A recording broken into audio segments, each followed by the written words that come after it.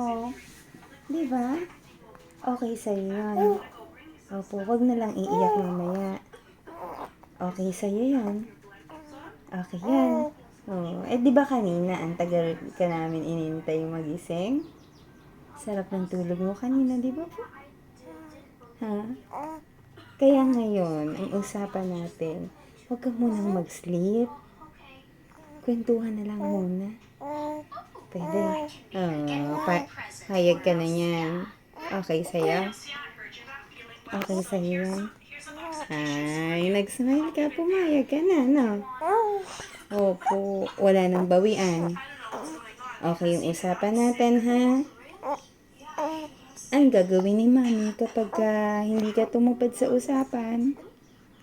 Opo, ang gagawin? Huh? Walang dede. Bawal dede pagka hindi tumupad sa usapan. Okay? Payag yan. Payag ka na talaga, ha? Huwag ka muna mag-i-sleep. Ha?